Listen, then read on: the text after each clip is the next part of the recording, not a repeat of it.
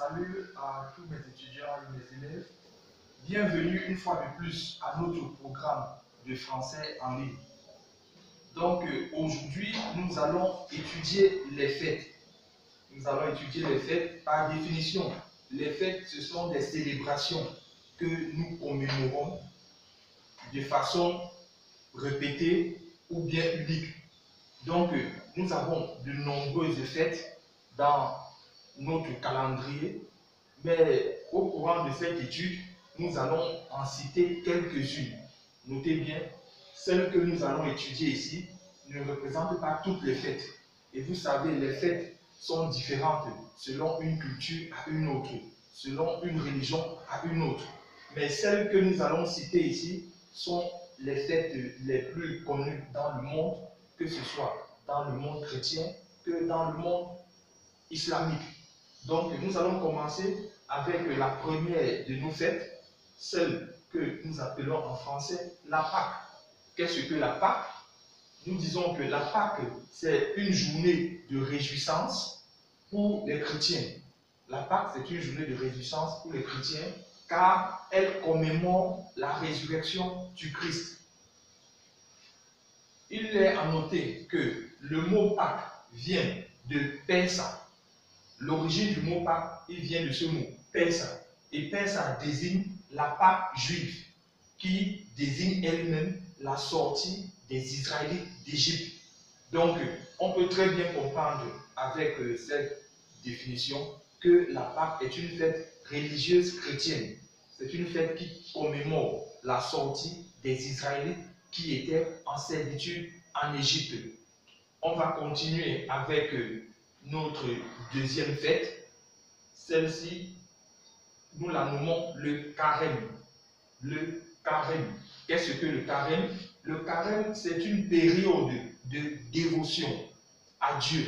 Le carême, c'est une période de dévotion à Dieu associée à une alternance de jours de jeûne complet et de jours d'abstinence, c'est-à-dire jours maigres, d'une durée de 40 jours que le catholicisme a institué au IVe siècle, en référence aux 40 jours de jeûne de Jésus-Christ dans le désert. Donc nous comprenons à travers cette définition que le carême est également une fête religieuse chrétienne.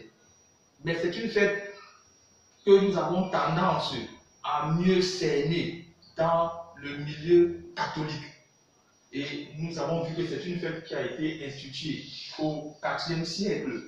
Et l'objet de cette fête, c'est le rappel du jeûne de 40 jours que Jésus a pratiqué lorsqu'il était dans le désert. Souvenez-vous du passage de Jésus dans le désert avant le commencement de son ministère.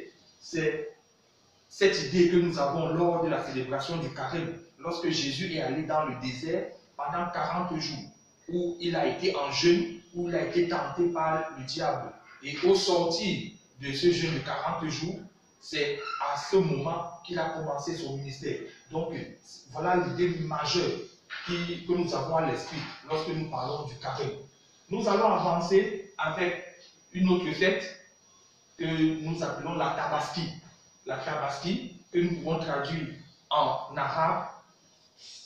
Nous avons deux appellations de la Tabaski en arabe. Nous avons l'Aïd al-Adha ou l'Aïd el-Kébir. Donc, c'est la tradition de la Tabaski. Mais en langue arabe, la Tabaski, elle signifie la fête du sacrifice. La Tabaski signifie la fête du sacrifice. Elle est observée par les musulmans. Et pour ceux qui ne le savent pas, nous avons deux courants chez les musulmans. Dans l'islam, nous avons deux mouvements. Nous avons le sunnisme et le chiisme. Donc, on nous dit que la Tabaski, elle signifie la fête du sacrifice. Elle est observée par les musulmans, sunnisme et chiisme. Elle marque la fin du Hajj. La fin du Hajj. N'oublions pas le Hajj. Le Hajj qui est le pèlerinage des musulmans à la Mecque, en Médine, en Arabie Saoudite. Elle marque la fin du Hajj et commémore la volonté d'Ibrahim. Pour ceux qui ne le savent pas, Ibrahim, c'est la traduction en arabe de ce que nous appelons Abraham en français ou bien Abraham en anglais. Donc chaque fois maintenant que vous entendez quelqu'un s'appeler Abraham, sachez que c'est la tradition de Ibrahim. Elle marque la fin du Hajj et commémore la volonté d'Ibrahim, c'est-à-dire Abraham, de sacrifier son fils, ainsi que l'acceptation par son fils de ce commandement divin. Donc, ce que nous comprenons à ce niveau, c'est quoi? C'est que la Tabaski, c'est une fête religieuse, mais célébrée par les musulmans. Il faut bien que nous le comprenions. C'est une fête qui est associée dans beaucoup de cultures, que ce soit occidentale et même dans l'Afrique, parce que beaucoup de ces pays ont des communautés, des grandes communautés, à la fois chrétiennes et puis musulmanes. Nous allons poursuivre avec le numéro 4, c'est-à-dire Noël. Noël. Qu'est-ce que Noël? Noël, c'est une fête religieuse célébrant la nativité de Jésus-Christ par les chrétiens. Elle a été instituée le 25 décembre au IVe siècle et diffusée par la christianisation progressive de l'Europe et du bassin méditerranéen. Donc, il faut bien le comprendre. Noël également, c'est une fête religieuse, mais chrétienne. Et c'est une fête bien connue dans le monde, même au-delà de l'Occident et du bassin méditerranéen. Parce que c'est une fête qui est ancrée aujourd'hui dans les traditions africaines à cause de la christianisation également du continent africain et de beaucoup d'autres régions du monde.